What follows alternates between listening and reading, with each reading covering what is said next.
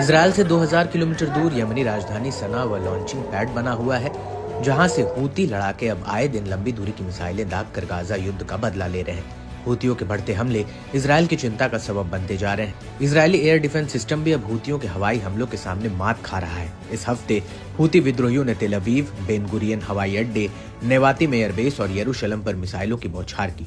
मिसाइलों की इजरायली आसमान पर सिर्फ गर्जना ही नहीं सुनी जा रही है, बल्कि इससे इजरायली शहरों में हो रहे नुकसान और तबाही भी बड़े पैमाने पर देखने को मिल रहे हैं।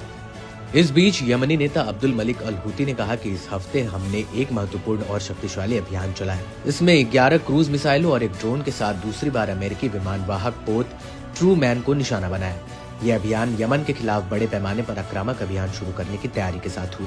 इसमें कई शहरों को निशाना बनाया गया। इससे यमन पर हमला करने का अमेरिकी प्लान भी विफल हुआ। इससे अमेरिकी पोत और उसके नौसैनिक जहाजों को लाल सागर से वापस जाना पड़ा।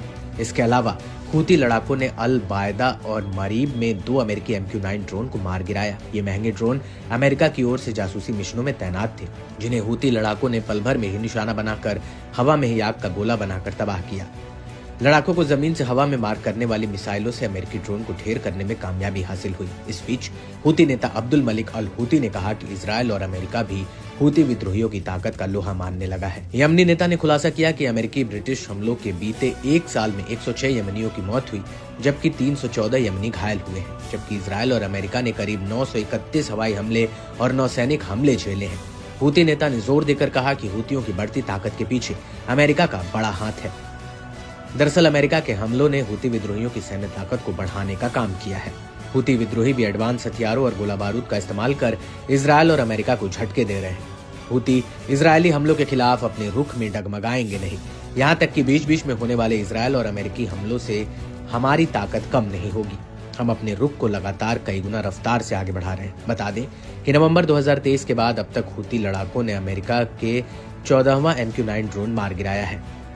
खास बात है कि MQ-9 ड्रोन सबसे एडवांस ड्रोनों में से एक है। हूतियों की ओर से इसे मार गिराना एक बड़ी घटना है।